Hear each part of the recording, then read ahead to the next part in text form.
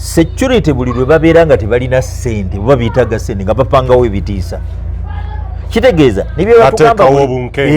nebye batugamba bulijjo nti waliwo abayekera ba ADF abayingiddewo bya bulimba saakugamba waliwo abatujju kitegeeza ti n'omukyala kaleero bambi batta wa bwereere how are they going to compensate? Kitegeeza ne gwe baakubira eriwa emunyonyo ne batta wa bwereere ezaali bomu ezaali ku Jubilee House wano ezaali ku CPS kakati kitegeeza nti actually security yaffe yerina obuzibu naye ndowooza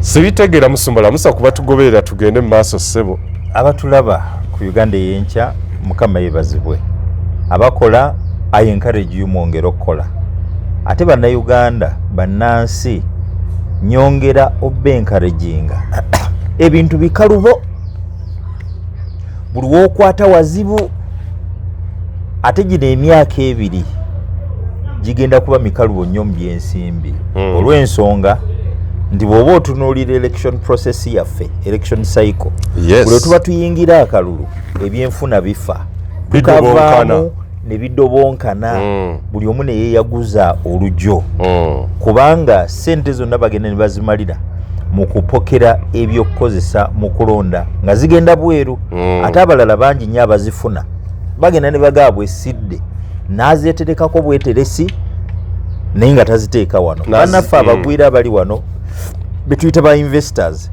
season eno ey'akalulu bwetuuka bangi tebaleeta wano ssente bazijjawo nga bazitwala butwazi bazikomyawo nga bamaze ku making sure nti akalulu ke twakuba tekatutabangudde naye bwe baba nga bali tuyingidde uncertainty mujjukire nti mu kamyufu KNRM mubaddemu emirambo bwe muba nga mubadde emirambo mu kamyufu KNRM kati ate mu national elections nsuubira wayinza okubaawo ebyokyo ebisinga ku mirambo egyagwamwako kubanga one abali buli ali waali tayagala kuvaawo Museveni tayagala kuvaawo baministers tebaagala kuvaawo ba MPs tebaagala kuvaawo olaba balwana neno mu NUP balwana mu FDC then gende no mu NRM bawera nkoloko ebibalwanya si representation nti bukulembeze naye buli omu ayagala ekifaaso obulo okulya sigamba nti alumirwa abantu tewali alumirwa abantu singa wabaddewo abalumirwa abantu Uganda teyandibadde nga bweri in the last 40 years kubanga gino emyaka 4 gitulaze kinene nnyo oba ddala tulina abatulumirwa oba tewali naye gikoze conclusion nti mwe buli omu yeefeeko yekka nze wamala nze neerwanirira ne famire yange nange ndi bwenti so kati naawe bw'obanga olina ky'osobola okukola kyovula nga mbaga bw'oba olundalunda bw'oba olimalima bw'oba okoze edduuka likole bw'oba okoze bizinesi gikole investment girabirire ng'akalira olw'ensonga teryakulumirwa era singa kyali kisoboka tewandibaddewo na kulonda kubanga kuli totally useless kuba ne bwe tunaakakuba sisuubira Museveni kukkiriza kuvaako kubanga akyayagala olaba bagolekaganya ne Rebecca Kadaga n'asunguwala laga look ebusogo obululu bwe tulinayo si bubwo abantu bange abasoga baveeko tobesibaako ne bw'otandibaddeyo era twandiwanguddeyo after all gwe walwana tisaalwana twakuleeta buleesi kati bwe tuba twakuleeta buleesi nga tuleesa omulala so what Musumba kiki walaba mu lutalo olwo by the what did you observe era olutalo olwakunnyonnyola kine exchange y'ababiri abo president alina statement gye yakola oba wali ozaaliddwa oba nga tonnazaalibwa yagamba nti in politics there are no permanent allies and there are no permanent enemies tewali ba mukwano balubeerera ate tewali balabe balubeerera mu byobufuzi therefore bwe nkukozesa nendaba nga tukyasavinga purpose nga nkuta Museveni yayogera. Yes, bwe nkukozesa nendaba nga tukyasavinga purpose nga nkuta kati Kadaga came served her purpose kati takyalina mugaso as far as his excellency is concerned. Eri atasobola okukola ekisinga ekyo eri Anita Amongo kati tasobola kuta Anita Amongo agende na Kadaga nga ne bw'otunuulira ababiri okujjako entaanya naye oli akyalina longevity. Anita Amongo Kadaga mukazi wattu omulaba akoze eki aweddeyo tekitegeeza nti ye zizinga abazimbi bemulugunya nti eddoboozi lyo litabangula kwaya oba wandisirise simanyi oba bwendigenda maaso ga kitange nabo bali ngobere bwe oluyimba olwo olwa Jimmy Ebons ne ba Jimmy Katuma ne ba Ebons olujjukira. Yes. So kati bambi kirabika Rebecca Kadaga yafuuka zizinga. Did she learn nanyini kwaya naga ndi otabula kwaya wumula mwakaseera osavinze papasiyo wayimba amaloboozi amasenekerevu naye kati n'eddoboozi lyo lyafa. To me that is it. Kitegeeza ndi n'abali eyo oyinza okulowooza nti oli wa mugaso nnyo oyiwawo omubiri okola n'omukulu but time must come okole ki. Yes. Era obiraba byonna byonna ebijja biringita. So natunula nengamba singa abantu bayiga ate tebandiyisiza bubi ku bantu be bali nabo kubanga one day akuyinula ayinza okkuta akuyinula ayinza okunaabira mu maaso. Ye what more do we have to say nga Kizza Besigye yali nfanfe wa Museveni personal doctor nga kati avundira mu kkomera. He's not even bothered. Is Museveni bothered? Kizza Besigye ali mu kkomera? Is he bothered nti at one time ya saving obulamu bwange? Is he bothered naye this man bw'anaafiirayo oba bw'anaavundirayo? All he is bothered about is I must win the election and be president again. Sita Ntebe. Kati wabanga bamuyita Sita Ntebe kati ate Rebecca Kadaga yani. So Rebecca learnt nothing and forgot nothing. Actually she was just bambi humiliated. Yeah. Naye nga bwagamba nti she was betrayed. Ndoza yakozesebwa nnyo n'alowooza kakoze nnyo ajja kubeera permanent and pensionable. Naye ne yeesanga nti bwe tukunyeenya bwoti tozitowa mene oweddemu bamugamba naye ate such people bambi bw'abeera bw'ati ayinza n'okufa amangu kubanga kati sikiwa nti yeebaka kuba bwe kiba nti ekyo takifunye tetumanyi oba kubwa MP anadda bw'aba takomyewo kitegeeza ne ministry tadda olwo ali written off kati ate omanyi bannabyabufuzi ababeera written off bwe babeera totally useless ate n'emirindu egisinga obungi bakkirira mangu ekaganga. Yes. So bembeera y'obulabo bwe nayo giraba si eri awo si esanyusa ya yali ekololo mu kulonda lwennyini olunaku ng'omulaba ali miserable ali yekka. Neze sewunya if Museveni does that. Si kyewunya nakamu n'akeddagala. Ono ye Museveni yatugamba nti bwajja gavumenti yaabwe y'abanunuzi emyaka 5 gyokka ajja kuba atereezezza.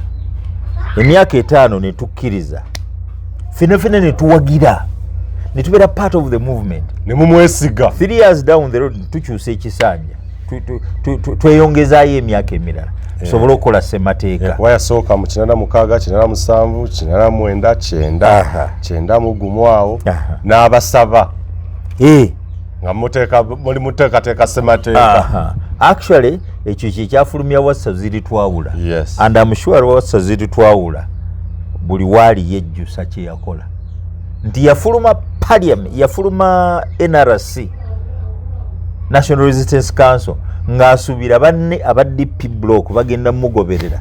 Yafuluma bwogu yatulira Paul Kawanga semwogerera omugenzi nga tamutegeera n'atunulira bakawanga abalala tabategeera n'atunuulira abaalimu bano bagundi mwalimu ab'ebusoga nga tabategera kuba DP block yonna yagendayo zitwala yalitategera byabufuzi bya bunanfuusi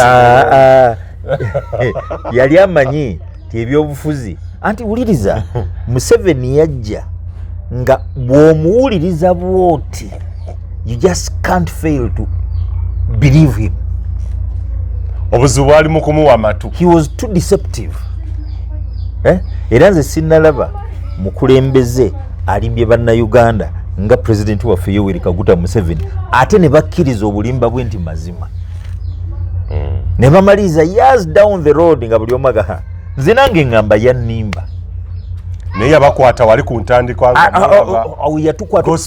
Let me tell you, Museveni nga tayinza kubeera ku TV ng'ayogera oba ng'ali ku radio ng'ayogera no entertaining no sense ni bukyuse channel ogikyusa kuyani kuyamale n'abasajja bangi nnyo abakulu okyusa TV nga Museveni ayogera yakwatanga ne peni yakwatanga maaka katuyite kyoka n'awandiika n'asoma kyovola bamubulamu ne Musevenomics yali alina economics iwe yagaa nti tetwagala mmere twagala bikola tulime mmere ng'olaba byayogera ng'omulabira ddala he was a nationalist pan-africanist nga yasooka kubeera nationalist ate nga ayagala nnyo eggwanga lye patriotic gaga nedda era buli kyakola kyonna kyonna ayagala kuzzaawo naye maama gye byafundikirira privatization gye yafubutuka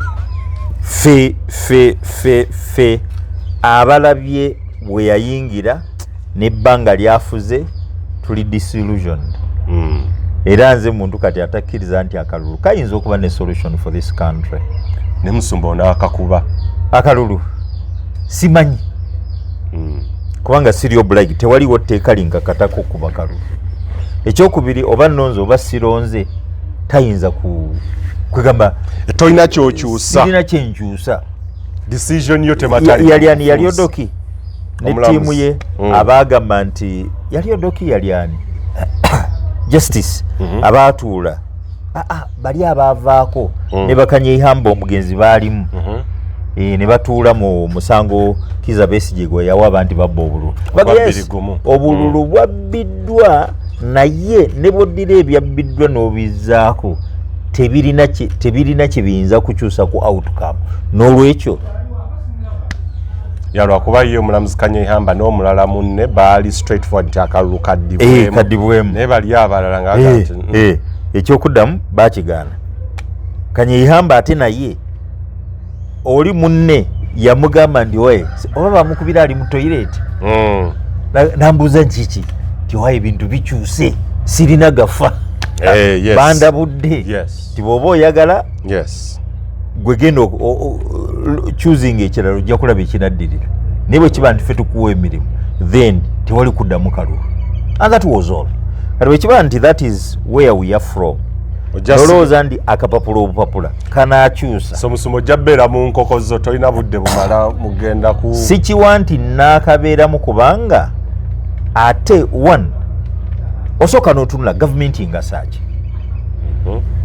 wamala gavumenti ekugasaaki ng'oggyeko okumirukinga njagala ombuulire ekyoyinza okwenyumiririza mu gavumenti ensonga lwaki abantu babeera patriotic ti gavumenti zaabwe zibalumirwa enguudo bazikola malwaliro omulimu eddagala emisolo giri reasonable baba bagisoloozezza era gikola n'ogiraba abanaku babafaako then bw'oba oyagala katugambe olima oba olunda obutale bwo buli guaranteed naye kakati n'olaba gavumenti baforeigners be batiitiibya be bayita ba investors bannansi babagoba mu ntobazi ne bweri battakalyo abagwira babawa entobazi simanyi okiraba batugamba nti baleese PDM munnansi afa katale omugwira ze kufuladinga katale ebikolebwa wano Bakayondo Shoe Company baagwa Kivumbi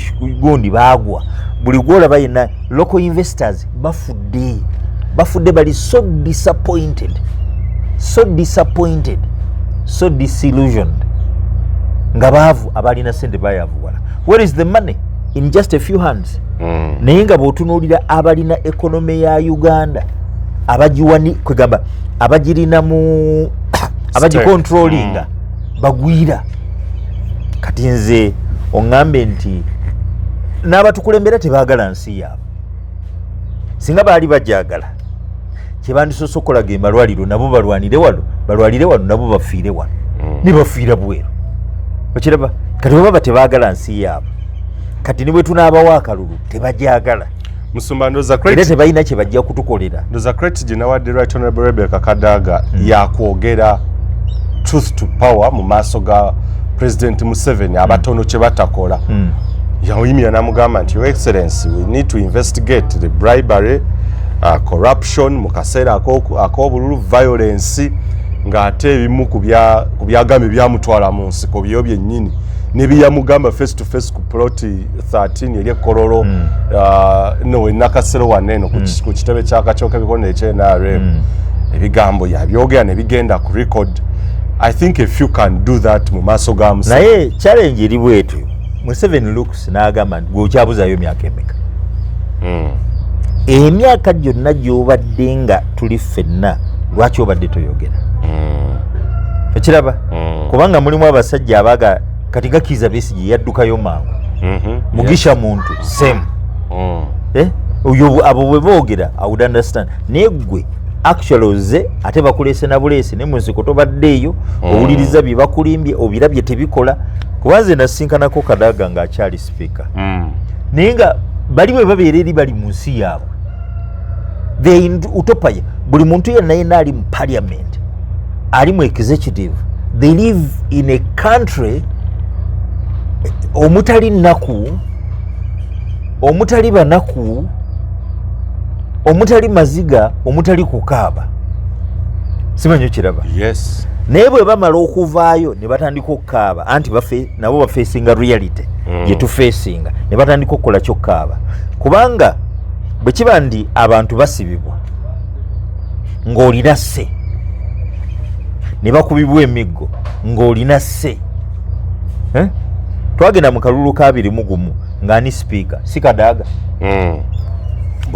Be batta mu kalulu ako Kadaga yayogerako. Yes. Parliament yakolawo ki? Ntujjukira olukiiko olwasookera ddala olutulo olwasooka after that election. Yawa ababaka ne kennyini nga questioninga ng'era abuuza n'Ekyagulanyi actually speech gye yakola yali crucial nnyo naye nga ebisinga bye nafunako nti Kadaga yabwiranga ababaka abo bennyini abali critical to government okujja okubuuza ebibuuzo about 18th and 19th ebyaliwo November. Naye kakati ebyo byonna you see obuzibu bwonna buvudde ku kutaganjula ssemateeka. Bagitaganjulanga nani ng'ani speaker. Si Right Honorable Speaker Kadaga. Era yavaayo. Sikwe kugikomo ku myaka. Sikwe kujjawo ebisanja. Era yavaayo nga tugenda mu kalunaga nti Museveni alina okwesunako ali awo because of me, because of my mercy. Kakati kitegeeza ti ali part of the mess. Yatuteeka mu mess. Actually Kadaga kye yandibadde akola kuvaayo kwetondera bannayuganda bonna. Uliza sebo gwontuusizaawo nti eno ye time okuvayo nabaga nti bannange I am sorry. Okay. Sonyiwa ensobi zibaawo. Ekyo ke kayimba ke yandibadde atuyimbira titumuddiremu ave mu kulamentinga nti bamulwanyisa bakola bitya. Kubanga ekisanja bakijjawo nga ye speaker. She had the power to say no. No, like ekisanja yali 2.5. Biremeka. Like 2.5. Like yali deputy speaker mu 2.5 kwa sekandi yali. Ekisanja lindako 2.5. Ya 2.5 kwe kujawo term limits. 2.17. Yali deputy speaker. Yali influential. Okujjawo term limits. Yes. Kati ate yalina se.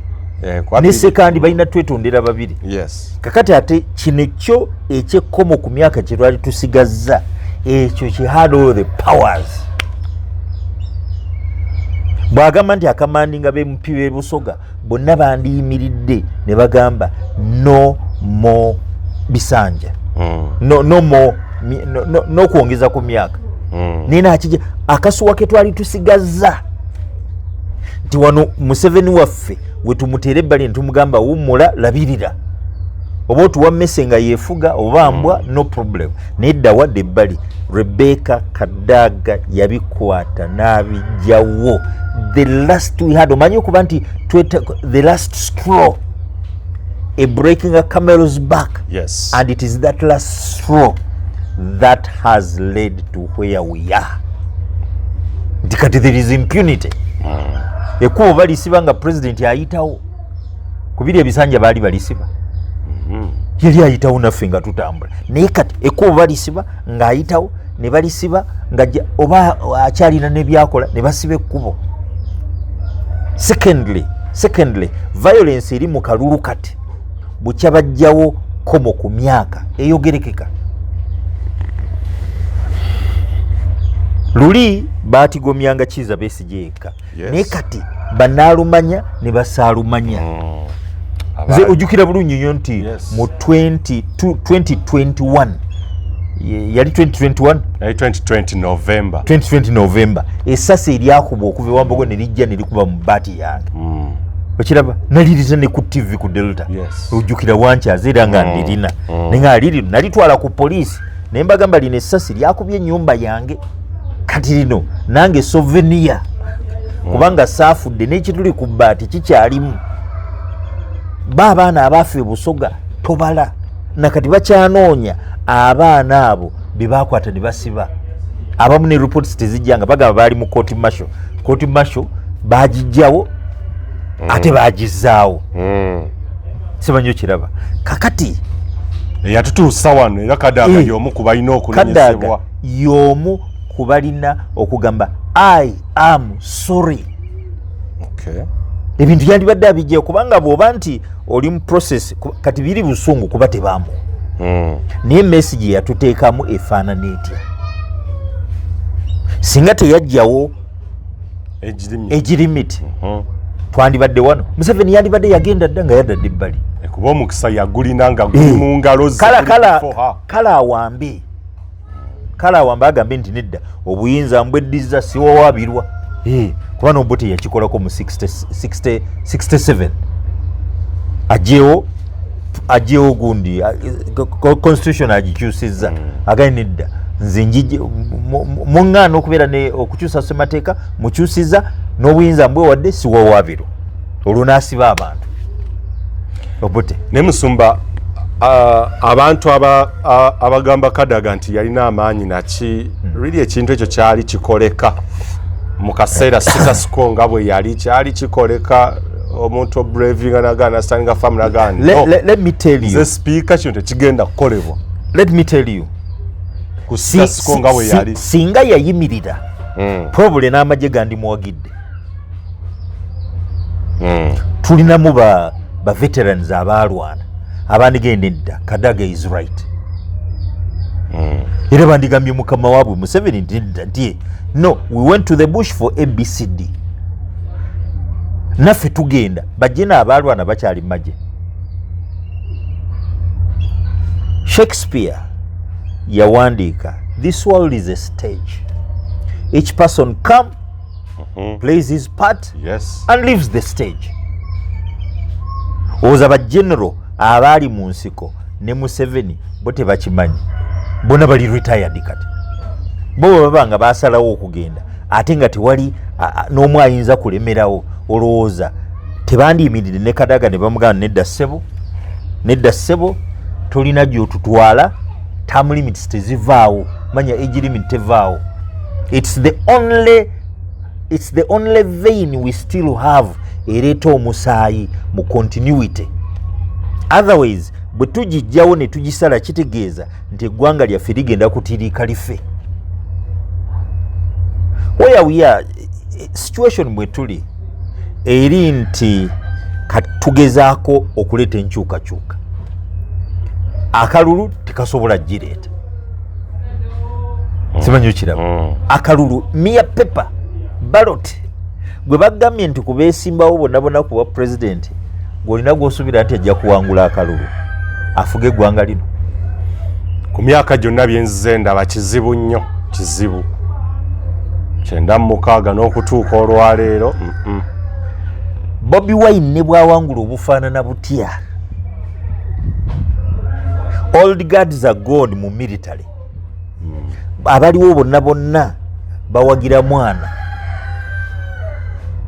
Omwana byayogera ndi addako okufuga eggwanga ateekwa kuba ne military background. Kati gwe naawe okkiriza nti kale tukamuyiire Bobi tukamuyiire golooza tukamuyiira n'atuuka mu State House nga tulina abasobola okuyimirira ne babuuza abalamuzi where were you nga tuteera embundu bakyaliwo. Kahindo Tafire yagamba like yali Rukutana yagamba bamugemerere go report me to God. God report me to God akalakala n'emmundu tayagala kumanya. Jim Muwezi yagamba Ogola, Justice Ogola. Where were you when we were fighting? Ombuze sente Katugugu. Jim Katugugu Muwezi. Ombuze sente za Global Fund. Guwali rudda wanga tulwana. Mwalianga muli eri muli muzu hoteli muli abichepere muli fetuli eri tutera mbundu kati ombuza nti sente Ogola yamugamba nti you owe an apology to who? To Ugandans. Foolish. So those are the men.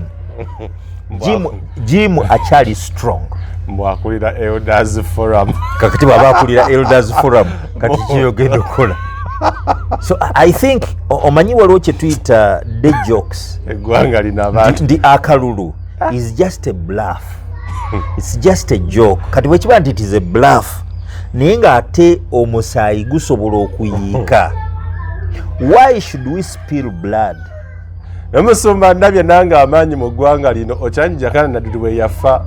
President yakuba essimu ng'aliwo aboogera awo simanyi president yasse omwana wa munne. Essimu yava mu State House naye security gye nalaba ekyukamu nga president yakubye bukubi essimu. Awaka wonna security naye nga haji bamukuuma butiribiri kati singa bagambye nti omukulu ajja wano baagadinga haji ng'ayogerera ku ssimu nga ye inge simu ya president naye nga yonna mu ddakiika budakiika embeera n'ekikana nga essimu.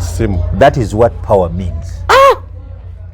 So kakati abalowooza era kyova olabanga abagenda mu kalulu mbagamba temuttiŋŋana. Temukola ki temuttiŋŋana kubanga ndoza omutwe omukulu ogwandibadde gukyuka mu kalulu konna okubeera meaningful gwe gw'omukulembeze w'eggwanga. But as long as omukulembeze akyali y'omu nga tukyusa bukyusa eno wansi it makes no sense. Musumba tugenda ku nsonga y'abamiddwa kaadi mu kibiina ky'NUP bakukuluma bangi basazedde eddiiro ba foot soldier bali bagamba nti abannanga abakulu tebatulabawo. Sauda Madada ye yagambye bino sigenda bigumiikiriza najjayo empapula ne bamunominatinga ekijja kijje anti nammwe mwogera mutugamba nti banne nti temujja mu bifo ate mmwe mweyiwa mu bifo. Joel Ssenyonyi nojja Alex Waiswa mwenna mu abakulu nate ffe ba foot soldier temutuwa mwagaanye ebigenda maaso mu kibiina kya mutabani kiki. Sijja kubyogerera nnyo olw'ensonga siri nze ndi supposed kuba mutunuulizi nga munnaddiini nteekwa kubeera neutral. Ekyokubiri kujjayo biruma bantu nga bwe nkugambye ebyakadaaga nti yasirika n'ataseevinga ggwanga. Mukadde we yalina we yabeerera ne power ye yalina ekisumuluzo ekitaasa bino byonna we tuli. Teyakozesa mukisa ogwo kati ne bwakaaba musaasire. So Kadaga tomusaasira ng'akaaba. You see, Bible egamba what you sow is what you reap. Kyosiga kyokungula. Okiraba kubanga ye tebamusibye kyo kyekikulu. Kuba ate abalala babasiba. Tebamusse abalala balugulamu obulamu. As long as she lives kati ate naamusaasirako ki. Singa babadde bamusse n'andege Kadaga waffe naye mulamu ebimutawaanya birala. So nze ndowooza nti emivuyo gyonna mwe tuli okulonda tekuyinza gisolvinga. Bano bonna be bamye cards oba be bagyeko cards ne bagenda mu maaso ne bagamba nedda njagala. Ekyo kiina kye kiraga. Mu Uganda tetulonda bakulembeze. Tuwa bantu mirimu, jobbers. Era singa abeesimbawo boogera amazima nti noonya mulimu ne batatulimba tingenda bakolera kino na kino na kino na kino, I would understand. Era akalulu kayinza okukabula nnyo nengenda nenkasuula tikampe wamala omulimu. Olinaabanga katolu bwama nze kulya. But these are people who deceive us nti bagenda kukola kino na kino, n'owulira nga ne mu campaign zaabwe zonna balimba. Naye jjukira abantu be balimba babagulira walagi. Yes. Be balimba ne babawa obutole bwa sabbuuni. Kati okimanyi lwaki economy eri bweti nti eri so down? Despair abantu kwe bali, level ya despair abantu mwe bali, olowooza ki ekigenda obbawa essuubi, kiro ya sukaali, bijanjaalo, kawunga, bagenda bawa walagi, banywe batamire badangalale, bagenda bawa bwakata, abaagala ez'amabugo bagenda bawa, bagenda kuleeta bitrakita biyite mu nguudo nti mbakoledde ekkubo, naye nga akireese kubanga anoonya kalulu. After that talina kyagenda kukola ki kukola. Babamye cards basazeewo beesimbewo, kitegeeza nabo banoonya survival. Challenge gye tulina abantu gye batanategeera nti ebyobufuzi gwafuuka mulimu. People are not leaders. We don't have leaders in this country. Eggwanga terina bakulembeze. We don't have even a single leader. Tetulina leader n'omu. Omanyi ko bayita omukulembeze leader. Leader ye muntu alengera ewala. N'agamba abantu be nti waliwo enjagala tugende. Yes. Ne bamubuuza lwaki otutwalayo nti bwe tunaagendayo eriyo kino eriyo kino eriyo kino. Tuzita goals of beneficial permanence. Nga gyayagala okubatwala gyabalengeza bwe banaatuukayo bajja kufuna ebibayamba permanently. Bakyuse level ey'obulamu bwabwe, bakyuse level eya welfare yaabwe, bakyuse level eya health care yaabwe, buli kintu kyonna kikyuke for the better. Kuba leader abantu gy'abatwala wakyusa obulamu bwabwe for the better. Yes. Ontegedde bulungi? That is leadership. Leader abeera n'okwolesebwa, abeera n'ekirooto ng'abantu be tebakiraba, n'abagamba mujje tugenda wali. Nga bw'olaba nti kati katuge Christians, we believe in Jesus. Olowooza Yesu lwaki ya risking obulamu bwe? Yali alina kyalengera ng'agezaako kitulaga era kitugamba nti emitima gyammwe tegyeraliikirira, mukkirize Katonda nange muzikirize, mu nnyumba ya kitange eriyo ebifo bingi. That is the vision he had. Naye nga baagigamba tebagiraba, n'abagamba mujje tugende, n'apeyinga ne price, ne bamukwata ne bamukomerera. Bakomerera mukomerere. Kambuuze ku bano be tulina bameka abasobola okukomererwa? Naga kabankomerere for the betterment of my people. Museveni bw'omugamba nti Debbali tinze nalwana, bw'omugamba nti gyofuzeeko gimala ti amafuta gange, bw'omugamba nti kino ngagamba nti these abayita ki biyenje, abayita ki abantu bana abalala abayita swines, these pigs n'ebirala. Kitegeeza nti tabalagaamu kantu konna. Singa abadde mukulembeze twandibadde tetuli mu kuyiwa musaayi kati nga tugenda mu kalulu. Yes. Era buli omu yandibadde akeesunga kuba alina kyasuubira. Naye kati njagala otunule lwaki tubeera n'ejjaamu ku makubo. Obukubo agaali amagazi bagafunza. These are highways. Ezaali engazi abazungu bazipulaninga ngazi, Obote wano yazipulaninga ngazi. Kati bali bakola ku mulembe guno ate bazijjayo eri gye zaali ziyita ne zifunda ti ne bbaasi ebbiri omusajja wa bbaasi yayogera ndaba ku TV nti bano baddira ssente ne bazirya ne bakola obuguudo bufunda bwe buleeta accidents ti bwe baba bawakana bwe muba muwakana tugende waliwo ekkona lye yabagamba ku Bombo Road titugende baasi zibe ebbiri nga ziyisinganya mmwe abaakola enguudo ezo muyimirire wakati tuyisinganye ku speed mwe mubeere wakati waliwo n'omwe yali ayinza okuriskinga no one leadership would have done this tiko lyalifunda ligaziye ligaziye kubanga ensi tedda mabega era wandi batonda noga nti tugenda kubeera ne traffic nyingi okusinga gye tulina amalwaliro twandibadde ne mulago omuyeka twandibadde ne mulago omungi kuba ne gano gonna ge bagamba nti referrals tewali kiraga nti they are referrals ate nabo bennyini bwe balwala tebagabeeramu leader.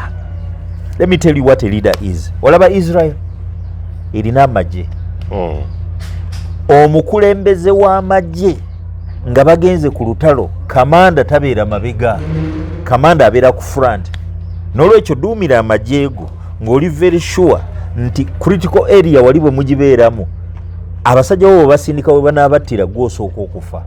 Kyova olaba bwe bajja wano Entebbe okurescuinga Abaisirairi be baali bawambye omanyi kye baakola flight eyo yali French airline gye bawamba ku mulembe gwa Amin ne bagireeta wano aba PLO. Kamanda wa operation eyo Yoni Netanyahu muganda wa Netanyahu yafiirawo kwa yali ku front abasajja aba bayita mujje mungoberere naye bano baga songa olubuto luli eno songa akabina kali eno songa mbere bali babayita follow me. Yesu example ya leadership gyatuwa agamba follow me I'll make you fishers of men. Mungoberere n'abafuula abavubi b'abantu. That is leadership. Kitegeeza bwe kunaaba kusanga bizibu nze nsooka obbisanga bwe bunaaba bulungi tugenda ffenna era bwe kuba kusituka tusituka ffenna. Ninjagala otunulire be tuyita abakulembeze leaders are stinking wealthy be bakulembera are stinking poor. Okiraba be tuyita ba leaders oba bwe mulowooza nti be bakulembeze tetuli mu holiday. Abaana baabwe basoma ababasomesa be bali key mu education sector nti be basetting ebibuuzo babasomesezeeko ewaabwe. Kyova olaba bagamba ababanaku temugeza ne mugulawo amasomero mu holiday. Babagamba teri coaching ate abaabwe basoma. Where do they take their children after these babasomesa mu international schools bagenda for international universities bakomawo wano nga bali qualified. Leader kitegeeza nti bw'obanga tugenda kulya gwe sooka olya akatogo nange ndya akatogo naye gwe olya bikyepere tobimala nawo naye nze n'akatogo sisobola kagula.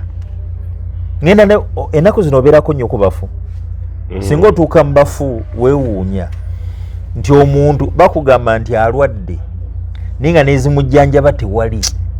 Mu malwaliro gye bamutute ne balyoka bakunyumiza story ng'omulamuzi yali ani yali mulyagonja IGG nabamukunyumiza story twamutwala wano teri bujjanjabi tumutwala wano teri bujjanjabi tumutwala wano teri bujjanjabi bagenda okumaliriza ng'afudde.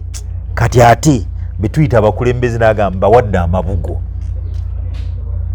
ompadde amabugo naye seetaaga mabugo kola ekiyinza okufuula omuntu ono omulamu tereza ebyobujjanjabi.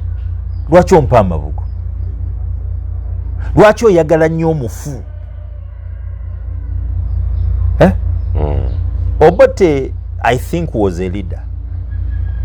Yatereza ebyamalwaliro n'aplanning ebyamasomero n'aplanning ebyenguudo that yakola national development plan bano bibazikola byonna vulugu. Ontegedde bulungi. Amin was a leader. Yatunulanga abantu be bankuseere n'agamba naye abantu bange kiki babulamu abagwira ne bajja kuno ne bamaamira ekonome ne bakamente gye batawa bikuta gye batawa mmere gye batawa muddo nk'oyo kama n'abagamba please pack your bags and leave. Oyo ye leader n'akwata economy n'agiwa bannayuganda era singa Amini teyali sabotaged ne bamuteekako embago ne baddira abaasoma ba Museveni ne babawa ebyokulwanyisa bayeekeraani Amini singa Uganda eri wala naye bambi bamukotoggera aye ne bamulwanyisa. Naye singa tubeera n'omukulembeze nga asomye naye nga mindset ye eya Idi Amin, Uganda would be far away. Okay. Far better off. So, in short, Uganda erina abakulembeze terina. Uganda erina bafuzi. Omufuzi akutikka omugugu gwetikke tindaba gummenya ndi pa nga kubba emiggo olina okugutuusa. Twagala ssente ne bannange ssente mutukanze nyi twagala ssente. Faffe tulina tageti zaffe abaana baffe balina okusomera ebweru bwe tulwala balina otujjanjabira ebweru. Twagala okwezimbira ebyobugagga tetwagala bwavu mu famire yaffe mwe mubeere baavu. So tuli mu era French eyazaala French Revolution nga waliwo ba the bourgeois the politique the religiosity edininga ne bali bedfellows ne politique kyokka erieno wa peasants ko peasants tukoye ne tuwa omusolo mwe ne muba bulungi ne tuvugira emmere France okyepankirayo. France yensi singa ogisomako peasant ordinary farmer alina amanyi mayitirivu nnyo by the way nnyo amanyi mayitirivu kuba be bawamba government. They are the influencers of the economy actually. Yeah. Bagamba nti kakati kiche mwagala nti fe twagala kino kibeere bwe kiti bwe kiti bwe bagaana nga badira tractors zaabwe baziteeka ku makubo nga baziba makubo motoka mmere tetujja kusupplying nga government etuula nabo ng'eteesa nabo. Government yaffe eteesa n'abalimi. Wali owuliddeko nti meeting nti abalimi batudde ne Museveni bateesa bamutadde ati bebo totukolera kino abawaliridde backbone y'eggwanga they are just worthless. Ne mu budget kumpi oba baba mu kifo kyakumeka agriculture eri wala nnyo bagiwa bbiri kyamayiningako eki the military eteeka okuba ekyokubiri president's office sente z'obisawo ateeka okuba nga aziga bazirina kalulu tugenda kuziyiwa kololo nowulira nti omu yabadde n'obuwumbi 25 spending mu campaign. Kakati challenge eriwo kyabaana bano bonna bwe balabye ng'ebyobufuzi kulya bonna beeyembya bufuzi bafoot soldier bonna kakati bonna baganda bwe tumulonda n'agenda mu parliament kulya bw'afuuka kansala kulya kati bwe kiba nti kulya naffe ate ffe tubateekayo kakiringa ojjukira Bobi Wine ona yani ne yayimba Amelia Hildaman kiyaga kirali kati abayimbi bayimbiranga bannabyabufuzi ku campaign ne basuna endongo ne bayimba abantu ne bazina ne bakuba akalulu nga bali sedated by music obuyimba bukoze ki bubakutte ne batuuka ku point ne bagamba naye abantu bano betuyimbira ennyimba ne bayitamu tebayitamu kubanga boogedde byamagezi naye bayitamu olw'ennyimba zetuyimba kitegeeza singa tusobola oziyimba basobola otuwa tetujja kuddamu bayimbira si be bayimbi okujja mu gundi kakati bafoot soldier bagamba ffe tuyimirizaawo abantu bano ffe tubanoonyeza obululu ffe be basiba kati ate batuteeka ebbali naffe tweteekewo kakyovula nabo bakoze ekibeeyiye bwe tunaagenda bwetyo kubanga politics wa wano taliimu values. It is just about eating. It's just about stealing. It's just about self-enrichment. Era oli bamuwa kaadi nalabye bagiwa Ddaani ono abadde akola ku NBS TV Zambale tebagimuwadde byababaka tebinnajja mpozi tebinaba yes naye kati olaba gulubi gwe baziwa azina n'agaba ne kati maze kitasanyuka nti agenda kuweereza kati obugagga butandise kuliyengedde kati obugagga butandise so kati bwe kiba nti abantu bajja kwekkusa kati why should male vote Musumanya akutwale ku nsonga endala General Birungi yali akulembera Chieftains of Military Intelligence by then CMI yali emanyikiddwa ennyo mu kutulugunya bannansi era n'abantu abamu nga mukwano gwe Njakana Sulaiman Nadduli yali under the command of Major General Birungi bwe yakyusibwa twabitegeera n'agenda ye Burundi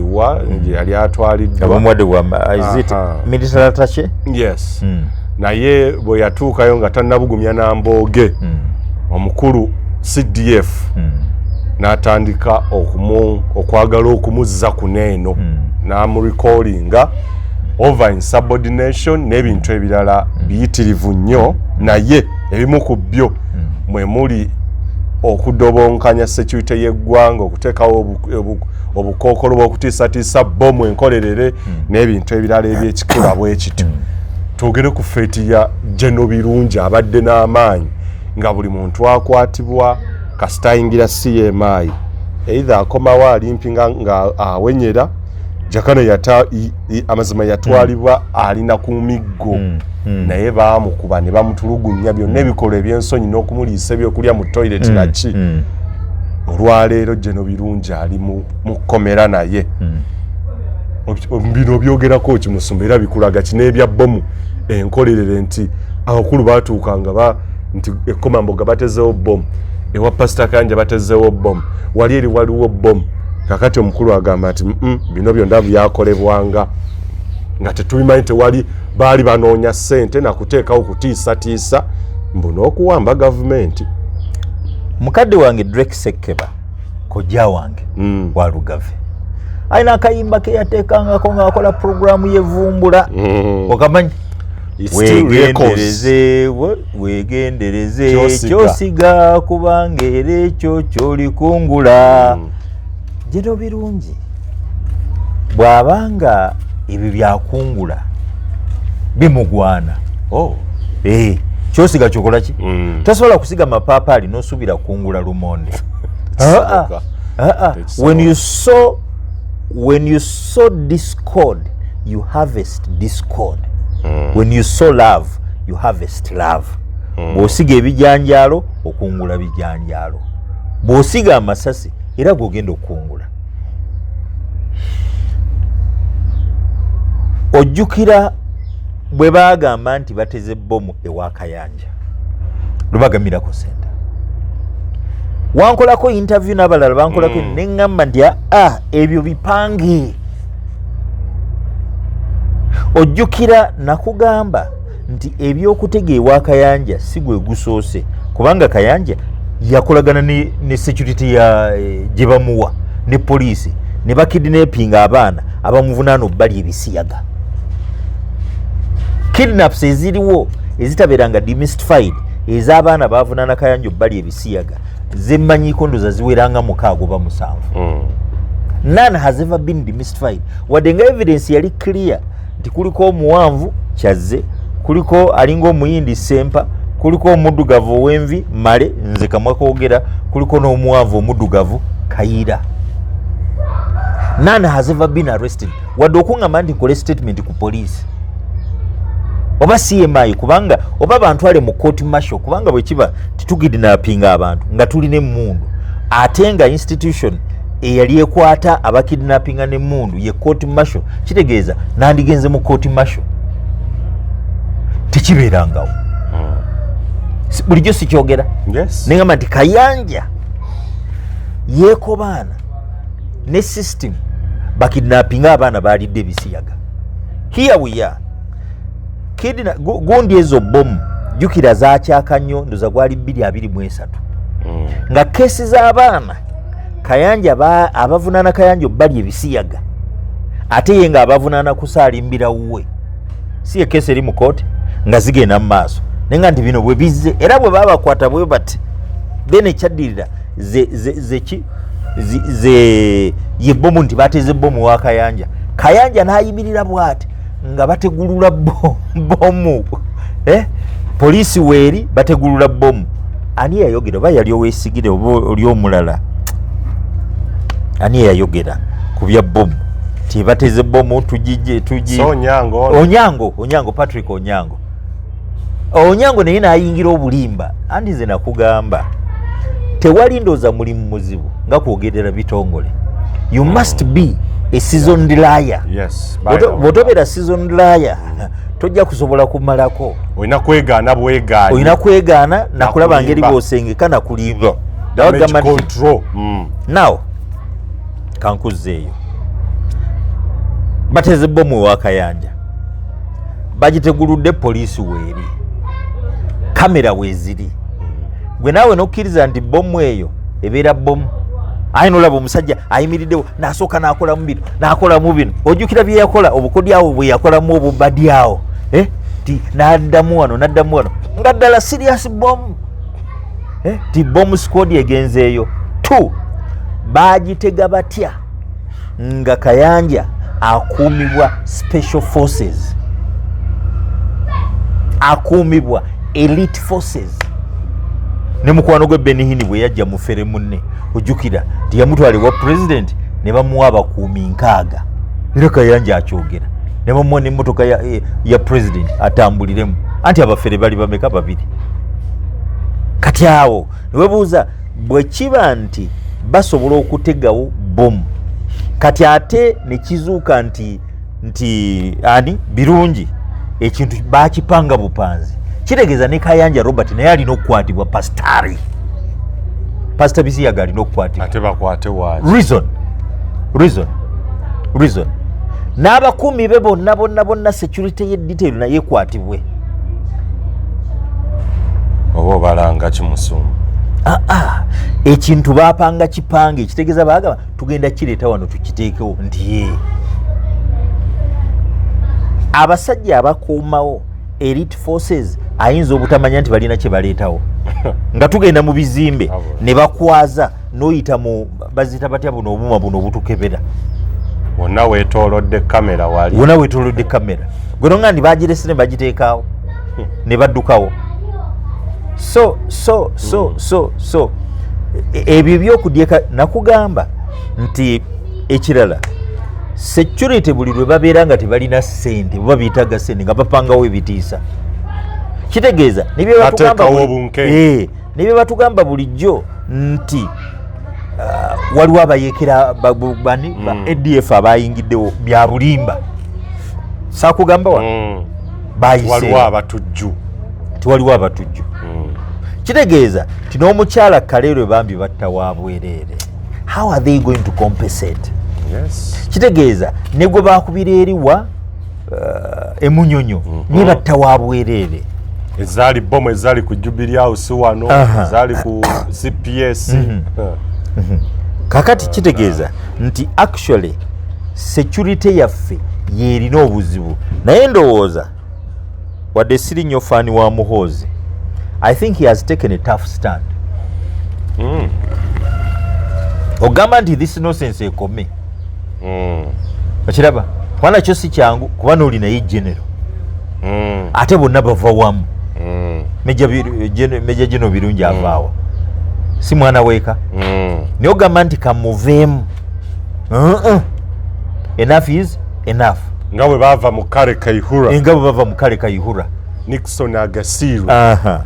No, enough is enough. Kitegeeza nakyo kyetaagisa boldness okukikola kubanga ate ekisooka oyo naye mukwano gwa president. Bali nfanfe kati ate omwana Muhoozi yagenze CDF era amukutte. Kati amugamba kintu kimu account. Baga sente ze twabawa mwazikozesa ki? Bomu eyawano yavaawa. Zimwatwala ku Miracle Center zavaawa. Ebyo byonna naye nga abeetaaga okukwatibwa ne Kayanja mwali. Robert Kayanja pastor. Era saagala bantu kulowooza ndi ye ali innocent. Nze bwe ntunuulira byazaakola bakidnappinze abaana balidde ebisiyaga no investigation kati ate bino bomu ate bomu we bagambira nti baziteze jukira yali ayagala nnyo okulaga ensi okulaga bannayuganda nti alina abalabe be bagula abaana bamulumirize nti abalye ebisiyaga bebamale tojjukira nakola statement ku CPS ojjukira that moment bampita ku CPS gundi bagitani region nkole statement nti Kayanja yazzeemu nampawabira nti naguza abaana abalala bamulumiriza omuli ebisiyaga obali ebisiyaga zenga ngula bakinga ba victims webali kali wekiba nti bwatyo bwafaanana kitegeeza nti omusajja oyo yeetaaga okukwata ojjukira nti bomu eyo weetegerwa obunkenke bwali bw'amaanyi nga bugamba butya bugamba nti abaana bamulumiriza obbali ebisiyaga yabagamba basaalimbira ewuwe kyokka ya trespass yagamba nti waliwo abasumba ababateekamu ssente ababagula ne baba staging bamulwayirize nga ne Moses Solomon male mwali nze ne ngamba nti nedda bwe ebyo byagamba nti bomu bagiteze ewuwe tewannabaawo atega bomu wuwe be babipanze ojjukira I made that very clear yes kati bwekiba nti tubitegeera ekitegeeza male nabbi oba alina eriisa eriraba ewala oba ali so analytical nti ebintu abisoma n'abitegeera n'abisunsula kati tokwata bukwasi birungi ne Kayanja mukwate n'abakkiriza bomu okubeerawo kuba alina omusajja akumibwa elite forces buli gajeti yonna yonna bagirina etegulula bomu nabaddeko Emmengo ku kooti ne baŋŋamba nti bw'agenda Emmengo ku kooti security yonna yonna eri ku kooti Emmengo eteekwa okubeera disarmed eyeetaking over ekyo wali okirabye are you aware of that bw'agenda mu Kayanja nga ajja mu kooti oba agenda mu kooti security ye yonna security eno ebeerawo erina okubeera disarmed nakunyumiza lwe baatuyita ku monitor that was I think 2010 kushira Patrick Kamara 2009 batuyita ku monitor hot seat bali 2009 kati bampita ku hot seat Kayanja ayogere nange njogere nembagamba nja kujja nti mugenda kubeerako na Kayanja konze fine ndoza bamugamba naga ndi oyo sibeerako naye ne bankubira ne bangamba pastor nti tubadde tukusaba tugenda kutegekera sheeyo konze ate lwaki kyanti pastor Kayanja alese security wano security ze ne security yaffe eri disarmed eya monitor jukira ne monitor naye erinawo abasirikale babajjako emmundu eyakanya ne taking over nembagamba nti kyengenda okukola kyekino mpangise emmotoka nzigire mu mmotoka nyingire era naafuluma mpite ku security ne bagamba nti ne batuula ne bagamba tetusobola garantinga security eyo ngoze they were right konze kale era nti bamanya nti bayinza okumpamba bayinza okunkuba amasasi yeah true they were right kubanga omusajja atambula ne security advance team ngejja nesooka nechecking ekifo kyonna bw'abajja mu kooti ajja ne sniper dog zinimbwa za poliisi niwali ku Buganda Road sebo yajja sniper dog bazita canine section canine section ddala n'omulamuzi amaanyi nayo yajjanga era basookawo ne basooka ne bachecking ekifo kyonna nene n'alyoka ayingirawo n'ebisiyaga bye abasingira ddala kooti amaanyi abasinga amaanyi ko omulamuzi tutajja mu bitiibwe era waliwo twabadde tu brainstorming tugaa nti ne bano abaana be bawawabira bonna bajja basiba ask me why esooka yali connected to the first to the president security apparatus ye ya president 2 abalamuzi bonna ababeera mu misango gye balondebwa Judicial Service Commission ali ku Judicial Service Commission yitata wa mukyala we ne bwe basi mwogedde linnya awulidde agamba nti Amina akulira Judicial Service Commission akakiiko akalonda abalamuzi mu ggwanga omu ku bakatuulako ye Ssezaala wa Robert Kayanja Pastara n'akakiiko akalina oteekesa empisa mu balamuzi akaliko kati gwe mbuulira oyo oba ogenda muwaabirawo era oba ogenda musingirawo kubanga era nagamba okimanyi nti omusango oguli mu kkooti si gwa Kayanja kulya baana bisiyaga oguli ku egundi eno Emengo mwanga oguli mu kkooti gwa trespass ekyo badde okimanyi omusango gwe bavunaanibwa kusaalimbira wa Kayanja bo obujulizi bwe baleeta bwakubalya bisiyaga naye ogwo teguli ku record bwe baba bakulya ebisiyaga naye wewagirawo yali akwetaagawo so omukulu okusituka jje ne ku kooti nga kyajjiridde kyekyo nga bannamateeka tebasobola kimala nga kyajjiridde musango gwa trespass so this is where we are.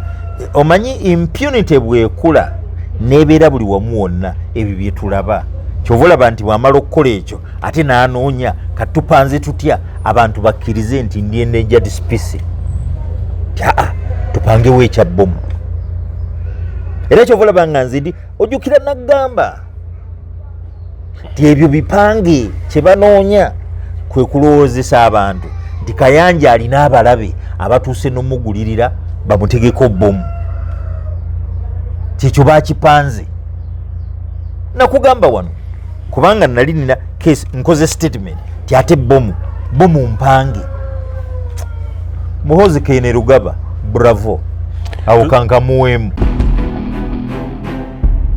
Uganda y'enkya